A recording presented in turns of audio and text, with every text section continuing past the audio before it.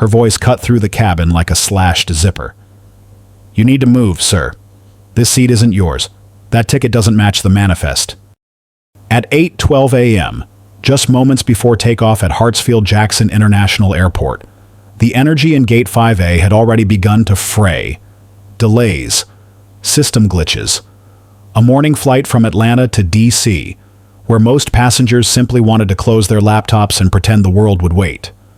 But then came Seat 1C and the man who dared to sit there in a black hoodie and clean white sneakers. What followed was not turbulence from the clouds. It was the kind that rises from inside people bias, assumption, and a script written long before any boarding pass was printed. Before we dive into the full story of silent power, racial bias, and what happens when the wrong man sits in the right seat, tell me, where are you watching from? Drop your city in the comments. If you've ever been underestimated, judged by your clothes, your skin, or your calm, then this story is for you. Subscribe, like, and share. Because what happened on Flight LQ-88 is not just a scene. It's a pattern. Let's begin where everything started to crack. Seat 1C. A folded boarding pass, and the silence of a black man who refused to move. A soft yellow light spilled from the airplane ceiling, casting a cold, hovering glow across tense faces and weary gestures. The first-class cabin of NovaJet Flight LQ-88 from Atlanta to D1C was silent like a theater moments before the curtain rises. The boarding door had just closed. The flight was 23 minutes late.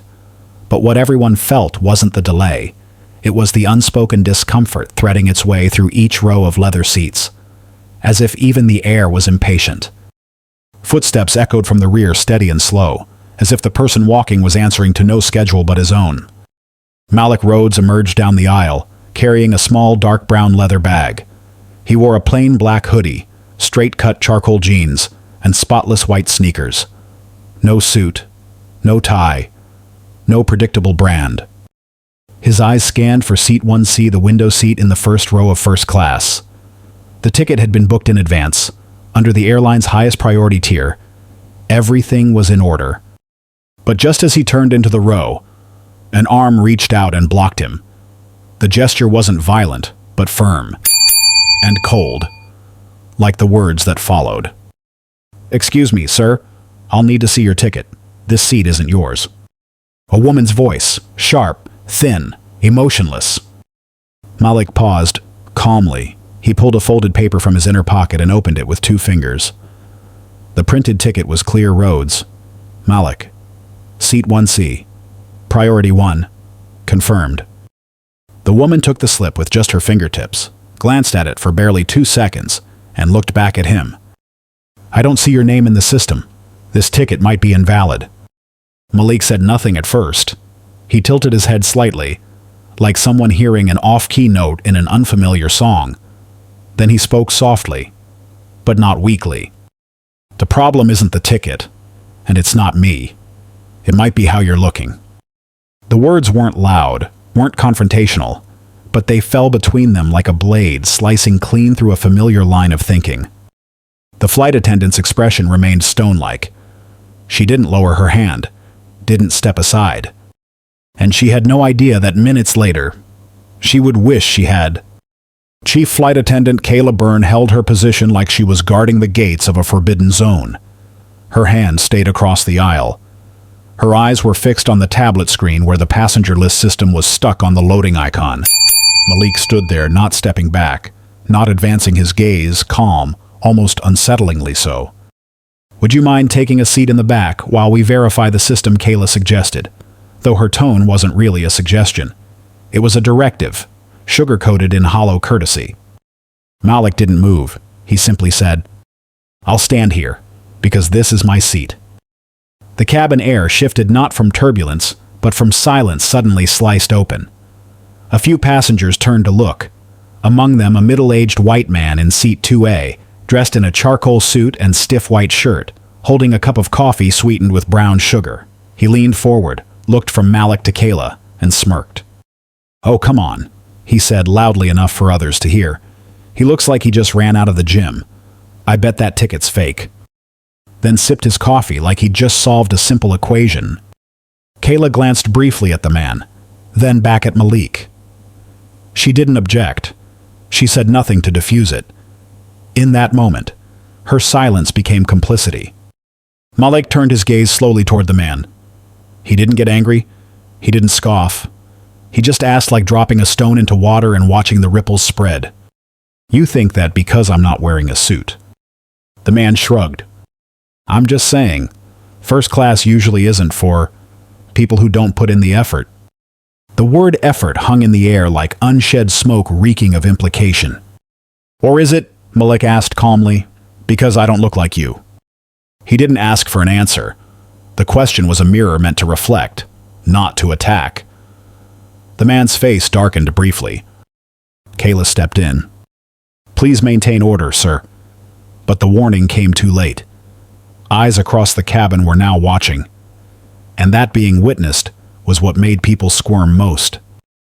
The plane hadn't even taken off, but the cabin was packed with an invisible pressure, repeated prejudice in words, silent suspicion, and a black man standing in first class with a ticket that no one wanted to acknowledge. Malik remained still, arms at his side, his gaze unwavering, not inviting, not avoiding. His presence alone made his calmness feel like defiance to those eager to remove him. Kayla glanced at the tablet again. "The system still isn't confirming your name. If you refuse to move, I'll have to call ground security." And then a soft sound, a fingertip tapping a button. Raphael, Malik's assistant Young, quick. Sharp stood just behind him, brown skin, bright eyes behind glasses. He pulled his phone from his coat pocket. No rush, no secrecy. His actions deliberate, intentional. "Cameras rolling. Audio too," Raphael said calmly, just loud enough for Kayla to hear. "Everything said from now on is being recorded." Kayla turned sharply. "What do you think you're doing?"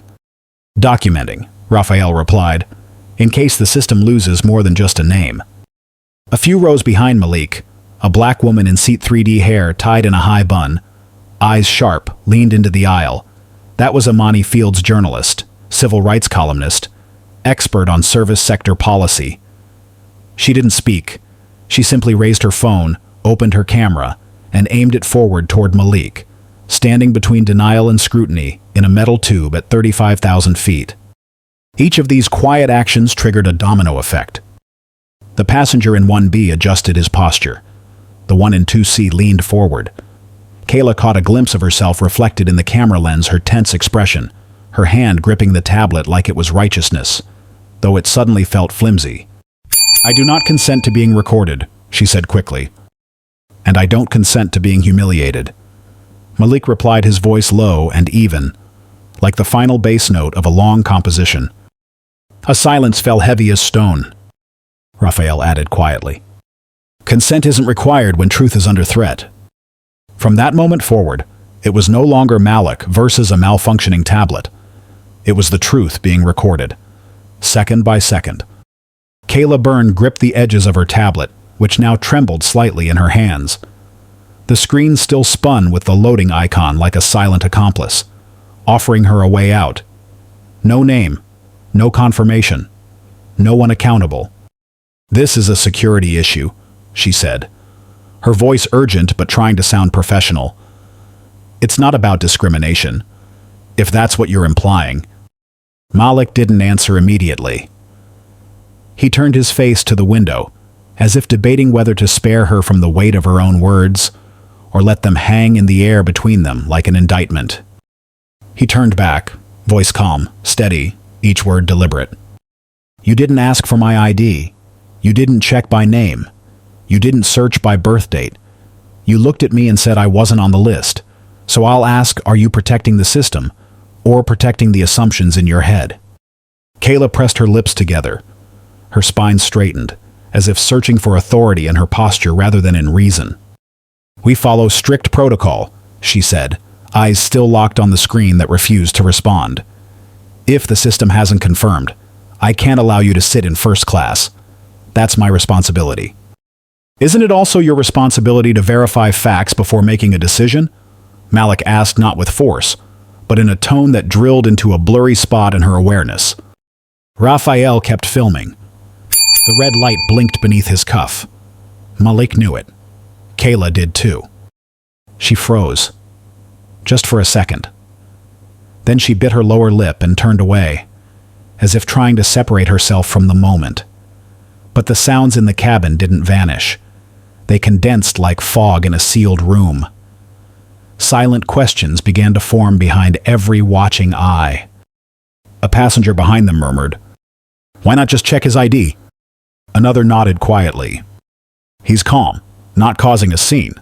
Why is this so tense?" Kayla heard them, but she didn't respond. She just stood there, staring into the tablet like if she waited long enough, it would tell her what she wanted to hear. But Malik didn't wait anymore. He reached into his back pocket and pulled out his NovaJet internal ID. "Here's my identification. My name. Authentication code. Clear photo. What more do you need to confirm I'm not a threat?" Kayla didn't reach for it. She just stared at it. This time, her eyes said more than her words. "I see you. I'm just not sure I believe you." And that was the root of everything. She didn't touch the ID. Her body tensed, eyes flicking between the card and Malik's face, then back to the frozen screen. In that instant, her entire presence seemed stretched between two opposing forces, the image she was trained to distrust, and the reality now being recorded. "I'll wait for system confirmation," she said. "We can't rely solely on outside documents." "Outside documents," Malik repeated, arching a brow. "Or is it because I'm not wearing a suit and tie?" Before Kayla could reply, another voice slipped in from behind her, quiet, almost a whisper, but crystal clear. "That kind of outfit usually sets off red flags." The voice belonged to Derek, a tall, white male flight attendant, standing at an angle in the galley behind her. He wasn't speaking to anyone in particular, but he wasn't talking to himself either. His eyes flicked once at Malik's black hoodie and jeans, then quickly away, as if realizing what he'd said shouldn't have been overheard. Malik slowly turned his head, still no reaction, but in his eyes, something had closed, like a long-neglected door finally slamming shut against the wind. "Thanks for the honesty," he said quietly. "Red flag? Because of cotton fabric and white sneakers. Not behavior, not data, just appearance." Kayla turned to Derek. "Derek, you shouldn't have said that." "Just repeating what they taught us," he answered, voice dimming. "When in doubt, stay alert." "And when your alert is wrong," Malik asked, eyes fixed on him. "When that very alertness becomes the reason someone's blocked from a seat they paid for." "From seat 3D.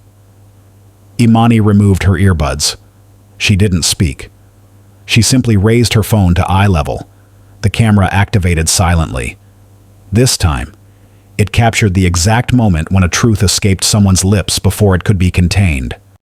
Kayla turned back to her tablet. No more justifications. No more control. Only a flustered gaze searching for a name that refused to appear. Malik didn't move. Not a step. He knew. It wasn't that his name wasn't in the system. It was that the color of his clothes didn't fit their trust algorithm. Kayla exhaled a long, involuntary breath. The pressure wasn't coming from the frozen screen. It came from the multiplying cameras, Raphael's, Imani's, and the growing number of eyes that no longer looked away. She clenched her jaw. "I still can't verify your name in the system. If you refuse to comply, I'll have to call ground security." Malik gently folded his ID and slipped it into his jacket. Not as a concession, but because there was nothing left to prove. What needed proving others had already begun to see. He looked Kayla in the eyes. His voice remained steady, low and firm, but this time, sharp as a blade moving without deviation. "You don't see me in the system, but I'm standing right in front of you. You held my ticket. I showed you my ID. My presence is real. And the cameras are recording it all." Kayla opened her mouth to protest, but no sound came. Malik continued, his words dropping onto the cabin floor like iron. "I'm not the error. Your system is." A beat of silence, then a soft click. "Imani Fields, from Seat 3D had gone live. She adjusted the frame, centering it between Malik and Kayla. "If the system is broken," Malik said, "that's no excuse to treat me like a fraud, an intruder, or a fake." Raphael whispered. "Audio's clear, lighting's good, every word is recorded." Imani nodded, eyes locked on the screen. "People need to see this. The days of hiding are over." From behind, murmurs began. A young voice, "I've seen this before, but no one ever filmed it." An older woman added, "And no one ever believed it without proof." For the first time, Kayla saw herself from the outside, through someone else's lens, through the awakening gaze of a cabin no longer asleep. She turned away, avoiding Malik's stare, but his final words stopped her cold. "You don't need to find my name in the system anymore." He paused, his voice now just above a breath. "Because from now on, everyone knows I was here." Malik used to think those looks would pass like exhaust fumes clinging to your clothes, unpleasant. Yes, but washable. He once believed that if he just did everything right, if he simply stayed quiet, the world would eventually adjust its gaze. But he was wrong. When he was 22, he was invited to speak at a regional economic summit in Denver. His first tech startup had just secured seed funding, and the fund manager wanted him to join on stage to present the model. Malik arrived early, dressed in a clean polo shirt, chinos, and polished loafers. Nothing flashy, just tidy, just himself. The backstage coordinator didn't ask his name. She simply pointed. "Staff waits out here. Speakers go inside." He reached for his name badge, then realized the badge was still in her pocket. He stepped back, didn't protest. Not because he was timid, but because he was already used to being assessed from the ground up, from the soles of his shoes to the hem of his shirt, from his unfaded haircut to the collar button he didn't fasten. 2 years later, at Singapore Changi Airport, after delivering a keynote at Tech Frontier Asia as the headliner, Malik walked into the business class lounge. Same hoodie he wore on stage, same backpack with his laptop and financial notes. The receptionist blocked his entry. "This lounge is for VIP card holders. Please wait for your guest to arrive." Malik looked at her. He didn't get angry. He just pulled the card from his inner pocket and placed it on the counter. She didn't apologize, just scanned it and turned away. He walked in, sat quietly in the corner behind a glass wall. On the other side, an airline ad read, "Every journey begins with respect." He didn't feel any, not that time, not the time before, not the time after. It was a sequence at the check-in desk, at the hotel restaurant, opening the door of his luxury car only to be mistaken for the driver. And eventually, he understood it wasn't that they didn't see him. It was that they only saw what they had been taught to doubt. Malik never forgot that feeling. Being questioned for being too quiet, being dismissed for being too simple, being asked to step back while on his way forward. But instead of shouting back at every humiliation, he chose a different path to build something that no one could take from him: credibility. At 25, he founded an AI platform specializing in behavioral data analytics, starting from a rented garage outside Baltimore. No one called him CEO when he sat in cafes wearing t-shirts, pitching investors. But when his system helped a major banking chain improve customer retention by 19%, they stopped asking what he wore. By 29, the company was valued at over $80 million. Malik sold 60% to a strategic fund. He didn't buy a supercar. He didn't move into a Manhattan penthouse. Instead, he reinvested in minority-founded startups, in scholarships for black students passionate about tech, and in shares of Novajet. It started with just 5%, a seat on a minor board committee, then another 3%, then 7% more after last year's merger. Today, 26%, Novajet's second largest shareholder, with the authority to request a full system audit, with the power to mandate bias retraining across the entire flight crew. But strangely, even with all that power in his hands, he had never used it to flex. He still wore hoodies, still carried a soft leather bag, still flew first class without sending a VIP notice ahead of time. Because to Malik, true power doesn't need to announce itself. He didn't need to prove to anyone that he belonged. He just needed them to realize every time they misjudged him, they were writing another line in their own failure report. And this morning, on NovaJet flight LQ-88, that history was repeating itself. But this time it wouldn't end in silence. Malik stood there, in a first-class cabin still as a tomb. Not because of a ticket. Not because of a name the system failed to recognize, but for something most people around him had never even had to consider: the right to enter a space without having to prove he deserved it. He didn't wear a suit, didn't flash a shareholder badge, no one knew who he was, and that was exactly the point. Because if respect only came after revealing power, then that respect was never truly his to begin with. This morning, he chose to fly solo. No notice to NovaJet's executive office, no pre-flight heads up to the crew. The ticket was booked from a personal account, no flags, no titles, no indicators of status. He wanted to know bluntly, unshielded. If Malik Rhodes weren't a CEO, how would the man in the hoodie be treated? The answer was now painfully clear: as a threat, as a mistake, as someone meant to be escorted to the back despite having a valid ticket, standing in the right place, doing everything right. And the bitterest part, the very system that rejected him, was one he had helped redesign. NovaJet's internal ads boast, "We take off with dignity." They hold training sessions on emotional awareness. Their PowerPoints include slides on cultural sensitivity in the cabin. But this morning, no slides popped up on Kayla's face. No training module made Derek hesitate before saying "Hoodie sussed red flag." Because the deepest biases aren't written down. They live in habits, in glances, in silent agreement. Malik didn't erupt. His anger didn't blaze. It sank deeper, colder, sharper. This was the test, and NovaJet had failed. He didn't need to declare it out loud, because this time the entire cabin was watching, and the cameras never blink. Kayla Byrne gripped her headset tightly, hand hovering over the intercom button like she was trying to place her rising panic somewhere solid. Her voice was slightly hoarse, but the order was clear. Requesting security support in first-class cabin. Passenger unable to verify identity, refusing to relocate. The sentence fell like a verdict plain, cold, stripped of all that came before. No mention of the printed ticket with his full name. No mention of the company ID with an internal code. No mention of the entire cabin now shifting from suspicion to scrutiny. Malik didn't flinch. Calmly. He reached into the side compartment of his leather bag and pulled out a slim wallet. From it, he retrieved a plastic card embossed with the NovaJet Internal Access logo.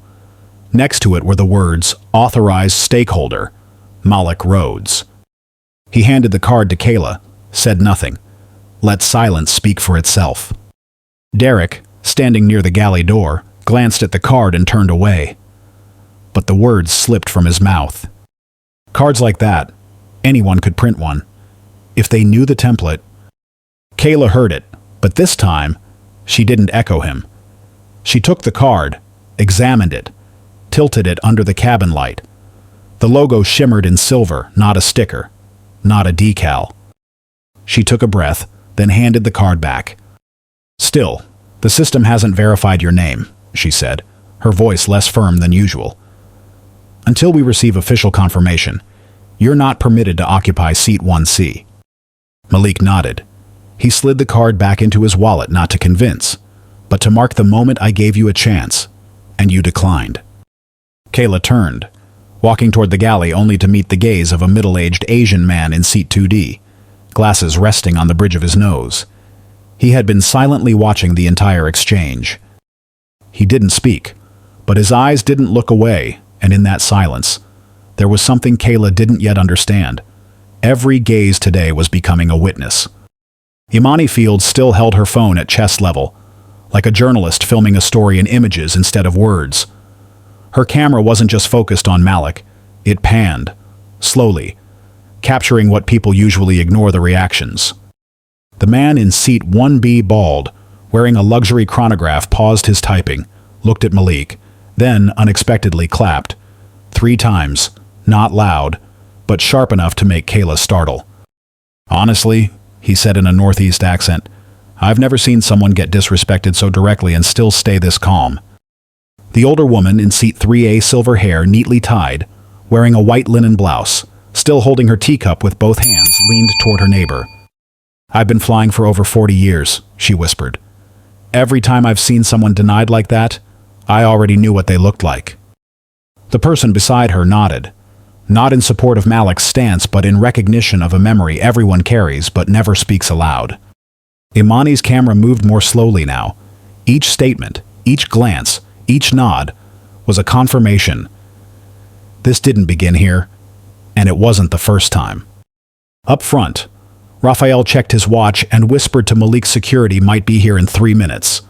Malik nodded, eyes still on Kayla's screen, the screen where his name refused to appear. Someone's live streaming, a passenger whispered to Kayla as she returned to her position. She turned her head, eyes scanning toward Imani, who calmly kept filming. Openly. A press badge peeked from her shirt pocket, just visible enough to be legal. And lethal. Kayla inhaled deeply. She couldn't call in security to physically remove a man the entire cabin had just seen remain composed, respectful, and wrongly accused. But she stood still, because standing still was also a choice. A quiet refusal to rewind.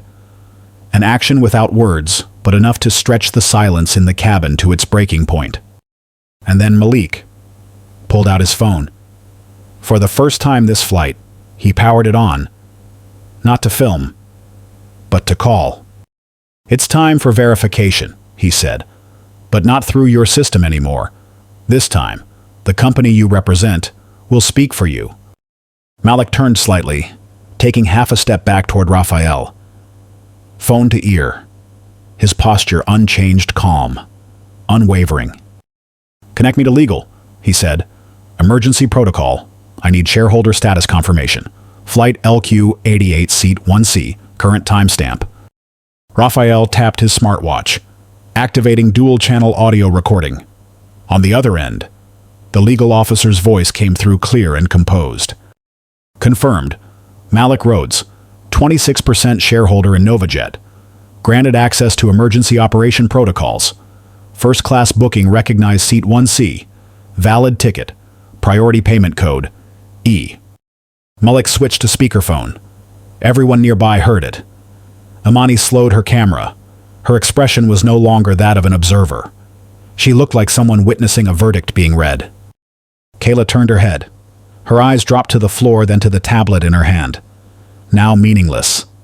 Derek, behind her, wiped sweat from his temple. A stillness fell over the cabin like someone had just sucked the oxygen out of the pressurized cabin. Thank you, Malik said into the phone. Send confirmation via internal email to the LQ-88 crew. Include authority to manage the incident on site. Sent, replied the voice on the line. Kayla took a step back. Her foot slipped slightly, either from the vibration of the plane or the realization that this moment had gone far beyond her training manual. Her voice came faintly more to herself than to him. You really are. Malik looked at her directly. Not angry. Not smug. I didn't become a shareholder today, he said slowly. What's new? Is that today I let you see my face without needing to say who I am. Imani lowered the camera, but didn't stop recording. Raphael nodded toward the cabin. Legal is online. The footage is being backed up to Novajet servers. Not a second lost. A passenger behind whispered, maybe to no one. This isn't about the seat anymore. Malik said nothing. He put away his phone, turned towards seat 1C. He didn't sit, didn't ask anyone to move. He just stood there still, letting the truth spread like low voltage through metal, invisible, but unmistakable to anyone who touched it. The jet engines hummed softly beneath the floor. The plane had just been pushed back from the gate. The cabin trembled like an uneven heartbeat. No one spoke. No one laughed. All of first class was waiting for something. A next move. A sentence that could either shift or sink the entire situation. Kayla walked toward Malik. The tablet in her hand was no longer a weapon. Her voice no longer firm, now defensive. Dug in. Mr. Rhodes, she said, the word Mr. delivered with a forced polish, like a last-minute varnish of politeness. I'm asking you to relocate to economy class until this matter is fully verified. Malik didn't respond immediately. He just stood there, eyes fixed on the front of the cabin, as though calculating the distance between his silence and the echo it would produce. Then he turned, gaze smooth and unmarred like a mirror untouched by scratches. He spoke each word clear, calm, unhurried. You just made the worst decision of your career. Kayla blinked, gripping the strap of her tablet. I'm following procedure. No. Malik cut in. Still quiet, but sharp like a blade tracing a tendon. You're using procedure to justify a personal judgment. You rejected the documents. You rejected the voice. And now you're rejecting the truth standing right in front of you. A soft clink rang out from behind. Someone had dropped a spoon into a coffee cup. Raphael stood a step behind Malik, still filming. His phone now streaming internally, not public, but broadcasting straight to Novajet's legal office. Did you review the shareholder rights? Raphael asked. Novajet Regulation 11 Section 3 states that crew must suspend all enforcement actions if the passenger is a legally verified shareholder under active confirmation. Kayla swallowed hard, her face flushed, then paled within seconds. Malik stepped half a pace back as if making room for her conscience to step forward, but it didn't. You may proceed, he said, voice low and cold, but every second that follows is being recorded, archived, and cannot be undone. Kayla didn't reply, but the entire cabin was waiting.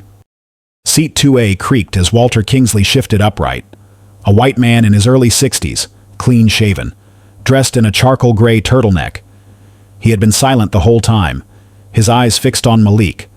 Now he stood. Kayla opened her mouth to say something, but Walter raised one hand gently, not to ask permission, but to signal. I will speak, and this time, you will listen. Excuse me, he began, his voice calm and resonant, the cadence of a man familiar with boardrooms and balance sheets. I've been flying Novajet for nearly a decade. Seat 2A, this very seat I've sat in so often that most crew members know me by name. He turned slightly toward Kayla. His gaze wasn't harsh, but it was unmissable. And never, not once, have I seen a passenger humiliated in front of others, yet remain this composed. Kayla pressed her lips together, taking half a step back to avoid his eyes. But Walter continued. I didn't know who he was when he boarded. Black hoodie, leather bag, quiet.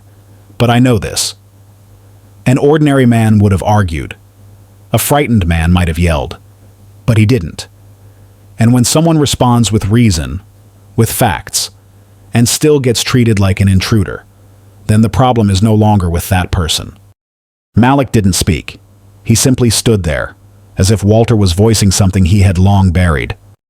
Walter turned to face the cabin. Ladies and gentlemen, he said, raising his voice just enough, we are aboard a flight operated by an airline that prides itself on premium service. But that quality is being distorted by flawed defensiveness. And I, as someone who's worked in civil aviation, believe this is a moment to recalibrate our moral compass. A few people nodded. A quiet, that's right, was heard from behind. Kayla clenched her fist. The tablet now felt twice as heavy. Derek stood behind her, eyes cast to the floor. Walter looked at Malik, nodded gently, and sat down. The seat gave a faint creak as he leaned back, but that sound rang like a verdict rendered without a judge. Justice doesn't only live in protocols, it lives in how people respond.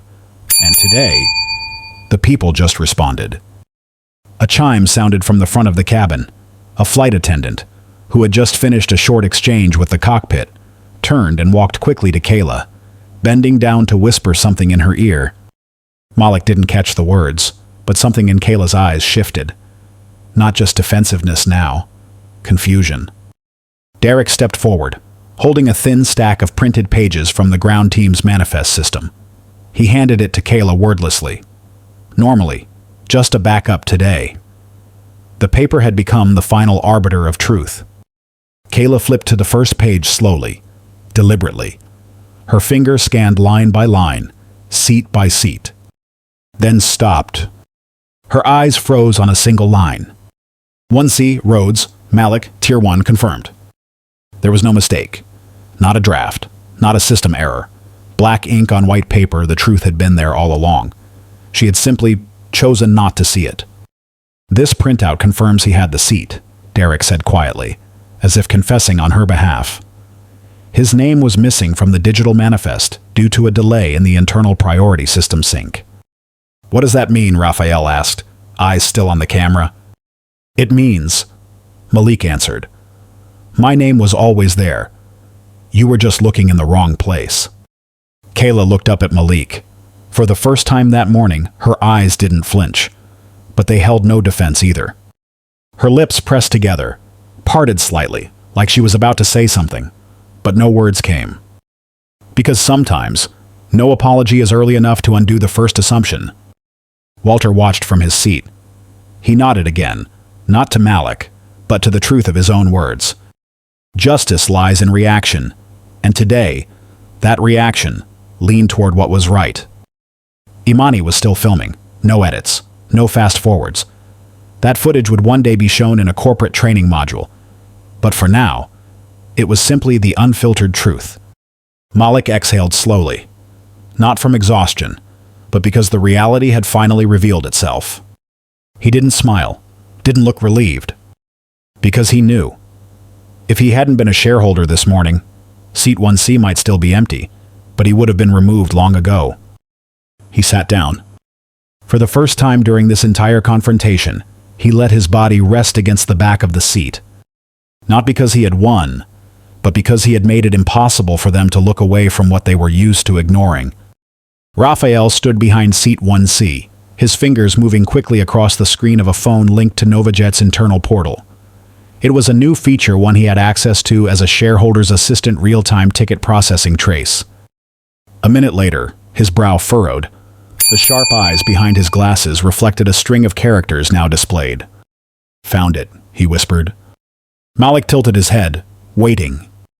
Raphael turned the phone toward him. Your ticket processing log shows code E40A. Malik paused. What does that code mean? Internal flag. Your ticket was marked suspicious from within the system, not due to credit card issues or payment errors. The flag was applied by K. Byrne.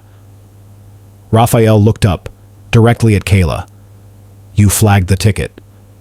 That wasn't a system error. That was a manual action. Kayla flinched, eyes wide. I just selected pending verification because the name didn't appear right away. I didn't delete anything. I only temporarily flagged it. And that action, Raphael continued, triggered the auto protocol that downgrades flagged tickets to economy after 10 minutes unless the flag is removed. First class seemed to fall under a cold fog. Malik tilted his head slightly. You flagged it, he repeated, without telling me. Kayla looked around, as if searching for an exit that didn't exist. I thought the system might update later. Malik didn't raise his voice, but his words carried farther than any accusation. You didn't think the system would fix it. You just hoped I'd be gone before the truth caught up. Kayla stepped back half a pace, as though tripping on what she'd just heard. Malik sat upright, back firm against the seat, his tone unchanged, unforgiving. So I'll ask again, he said, looking toward Kayla, but speaking loud enough for everyone in the cabin to hear. Was this a system error or a human decision? Kayla remained by the galley door, eyes glued to the floor. I didn't mean to move you down, she muttered, as if offering a defense to a room that no longer believed in it. I just flagged it because protocol required it. The system did the rest. What protocol? Malik asked. The one that lets employees flag a passenger's ticket without verification, without notification.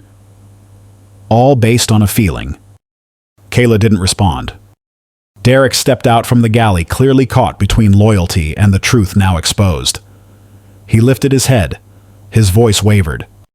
During initial training, Derek said, we were told that if a passenger's outfit didn't match the expected standard for a cabin like sportswear, hoodies, or missing luxury markers, we should flag the ticket for review. Is there a written policy that says that? Imani asked, her voice cut from the rear like a perfectly placed blade. No, Derek admitted. It's not in writing. But everyone knows, and everyone does it. Malik turned to face him. And when the system followed, that bias downgraded me. Were you going to tell me? Derek lowered his head. I saw your name disappear from the list. I thought maybe it was a technical thing. I didn't check the printed manifest until it was too late. Malik nodded. Not in forgiveness. Not in approval. Just acknowledgement I heard you. I won't forget. A passenger whispered from the back. No documentation needed as long as prejudice runs on a track it's been trained to follow. Kayla breathed heavily. The air in the cabin wasn't just silent. It was a silence swollen with truths that had nowhere left to hide. Imani leaned out from her seat, her hand steady on the camera as if holding a mirror. Not to reflect Malik, but to reflect the entire cabin. The people watching. The silence complicit. The assumptions now standing trial. This isn't instinct, she said, her voice calm, but every word hit square in the chest. Instinct doesn't respond to fabric. It doesn't tell the difference between a black hoodie and a white dress shirt. What you just described isn't reflex. It's profiling. Worse, it's default profiling. Derek stood frozen. He didn't argue. Kayla didn't speak either. Her face didn't flush, didn't pale. It simply emptied, as though she'd just realized everything she thought was policy was actually an unspoken culture of bias. Malik didn't react immediately. He gave Imani's words a moment to settle, like fine dust after an impact. Then he spoke, not loudly, not angrily, just truth measured, unmistakable, direct. I didn't lose my seat. He paused. Let the meaning reach every ear. I lost something more important, trust. Imani turned the camera around, now facing the passengers, each face visible. A man pressed his lips together. An older woman nodded, eyes glassy. A young couple held hands, the wife whispering. This happened to me at the bank once. Malik sat upright, hands resting gently on his lap like a man who didn't need to stand to take up space. He was already occupying the air. And if someone has a real ticket, a real name, and real shareholder status but still gets doubted because they don't look like the image in your head. He lifted his gaze, eyes slicing past Kayla and beyond her, to the entire system she stood for. Then the issue isn't in the passenger list. It's in the list of assumptions you memorized long ago. No one said a word. Raphael lowered his camera, but it kept recording. Imani whispered, "This clip needs no editing." Malik nodded slowly, because truth doesn't need to be beautified. It only needs to be seen. Malik stood up from seat 1C, not out of anger, and not for show. He stepped forward half a pace, his eyes never needing to rise to make the other person look down. Kayla Byrne stood there, her posture still straight out of habit, but lacking strength. She was still holding the tablet, though now it looked like an object she no longer knew what to do with. Malik looked directly at her. "I'm not going to ask you to apologize," he began, "because I don't need a sorry that's forced out." He paused, his gaze steady. "But I will ask for something else: fairness, accountability, and something that won't be brushed off as a minor incident." The cabin was silent. Walter didn't blink from his seat behind. Imani kept the camera steady. Malik turned to Raphael. "Send the notice of provisional suspension to internal ops." Raphael nodded. "Done." Malik looked at Kayla one last time. "From this moment, you are suspended from all passenger-related duties until an internal investigation and formal retraining are completed." He tilted his head slightly, not as a bow, but as a quiet, final command. This isn't punishment. It's a recalibration of where you're standing. Kayla swallowed hard. For the first time that morning, she said nothing. Malik turned to Derek. "You spoke up late, but you did. The responsibility still lies with you." Derek nodded. "No excuses. I accept that." You'll be reassigned to passenger conduct training. I want you to go through the full curriculum again this time, not just to comply, but to truly understand. Derek whispered, like an exhale. Thank you for giving me another chance. Malik returned to seat 1C. There were no gasps, no applause. Just one thing was unmistakably clear. When truth is spoken, it demands action or silence will swallow it whole again. Malik had chosen not to be silent anymore. Imani was still recording. Her lens now captured not just Malik making decisions, but the faces of every passenger, small expressions that said everything: surprise, respect, regret, and some residual defensiveness. Suddenly, a sharp sniff came from seat 1B. A white man, early 40s, light blue button-down shirt buttoned all the way up, wedding band still on, leaned toward his neighbor and said without lowering his voice, "What a performance! Whole cabin got suckered by a victim narrative, all because of a hoodie. Now he's a hero." Malik didn't need to turn. He didn't need to ask. Imani had already turned the camera. Raphael had captured the audio. And the rest of the cabin, now awake, had no more patience for convenient cynicism. Malik rose again, stepped half a pace toward the man. "What's your name?" His voice wasn't loud, but it was sharp like the drop of a pin in a marble atrium. The man blinked. "I'm not obligated to." "You're not a Novajet employee," Malik cut in. "So I can't discipline you internally, but as an executive shareholder, I have the authority to invoke the passenger safety clause." Raphael tapped quickly on his screen. Behavioral Code E67, discriminatory speech impacting cabin environment. Grounds for flight ban under Clause 14. The man sat upright. "You can't be serious." Malik's expression didn't flinch. "I'm completely serious. And if you don't understand the problem," he said, eyes locked, "let me be clear, your comment is the final link in the chain of behavior that forced me to speak up this morning." He turned back toward Kayla, who still stood frozen in her own uniform. "You said you acted out of safety," Malik said, his tone low but sharp. "But the truth is you acted out of fear." Kayla blinked. I don't hate you." "Right." Malik nodded. "Because discrimination doesn't always come from hate. Sometimes it comes from fear. Fear of people like me being in places you're not used to seeing us." Silence fell over the cabin. Not the awkward kind, but the kind where no one could deny what had just been said. Malik returned to his seat 1C. Same black hoodie, same spotless white sneakers. But now, no one saw him as the suspicious passenger. No one questioned why he was sitting there. He leaned back, fingers loosely interlocked on his knees. A long breath escaped, not out of exhaustion, but because now, everything was clear. And with clarity comes weight. Imani lowered her camera, but didn't stop recording. She knew this story wasn't over. And Malik had no intention of letting it end in silence like so many others before. He slowly stood again the third time that morning, but this time, not just to defend himself or correct a mistake. This time, to draw a line.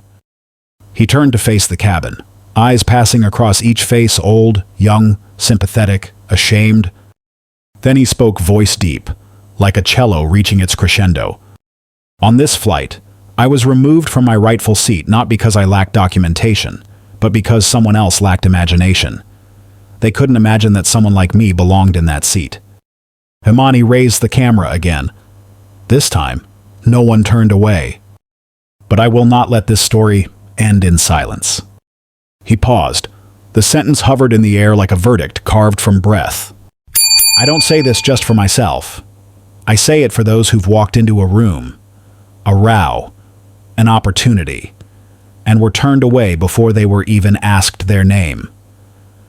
I say it for those without a camera, without an assistant, without shares. Those who only have themselves and are still deemed not enough." The air thickened. Some sat up straighter. Some looked down. No one spoke.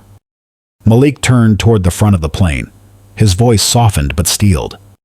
"You don't need to fear me sitting in this seat. You just need to relearn how to distinguish between a threat and a presence you're not used to seeing." A soft ding echoed from the speaker, a signal from the cockpit. The aircraft had reached cruising altitude. Malik didn't turn back. He sat down. No one spoke, but everyone had heard. And from now on, they could no longer say they didn't know. Novajet flight LQ-88 landed at Reagan National Airport under the soft glare of a late Washington, D.C., midday sun. The landing gear touched the runway gently, as if nothing unusual had happened. But for those in first class, everything had changed since takeoff. Malik didn't rush to stand when the plane came to a stop. He pulled out his phone and sent a single message. Begin audit. Just 2 words, but enough to shake an entire system. 30 minutes later, at Novajet's executive office in Atlanta, the legal department received a formal directive from a senior executive shareholder: reopen all internal reports related to discriminatory behavior or unprofessional conduct that had been marked unsubstantiated in the past 12 months. The order wasn't driven by rage. It came from clarity after truth. Malik knew what happened that day wasn't isolated. He knew it had happened before. He also knew there were people who had remained silent without proof, without position, without anyone to record what was done to them. The audit began quietly, but the list grew longer. Each deleted report, each passenger flagged without explanation, each complaint dismissed with no further action. Now all of it was brought to light. And this time, no one would remain invisible within the system. Every story would be heard, every name acknowledged. Just 1 week after Flight LQ-88, Novajet's internal structure began to shift, not with loud announcements, but with quiet, decisive reassignments. Raphael, the man who had stood behind the camera, never shouting, never arguing, but steadily capturing each truthful moment, was appointed to a new position, Director of Internal Equity Policy, reporting directly to the Executive Board. His new title wasn't a reward. It was a recognition that those who choose to record the truth instead of looking away are part of rewriting the narrative. Imani Fields was offered a role that hadn't existed in her contract: anti-discrimination training advisor for the entire cabin crew system. There was no interview required. She had already proven herself not through questions, but through evidence. Imani accepted on one condition: the video footage from Flight LQ-88 must not be edited, trimmed, or polished. The entire team needs to see the truth, no smoothing. No background music, no narration, just the facts. Novajet agreed. As for Kayla Byrne, who once held a small form of authority in that cabin, she said nothing. She wasn't fired, but following the first audit report, she was quietly removed from all passenger-facing duties for a period of 90 days. No one forced her to speak. No one demanded a public apology. But when Imani walked into Novajet headquarters for the first time in her new role, she passed Kayla in the hallway, standing alone, staring at the bulletin board where job titles had quietly shifted. Their eyes met, neither spoke. Then Kayla nodded, not as someone defeated, but as someone finally realizing that the system she once trusted was never harmless. The footsteps that followed echoed like a quiet reminder. Not everyone has to leave, but everyone must change. 3 weeks after Flight LQ-88, Malik Rhodes reappeared at Novajet's Priority 1 gate. Same black hoodie, charcoal jeans, white sneakers gleaming under the early morning sun. He wasn't with Raphael. There was no Imani filming. No one walked ahead to clear the way. It was just him as it had been that day. The flight attendant at check-in was younger.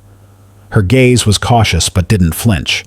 When she read the name on his ticket, Rhodes, Malik, 1C, Priority 1.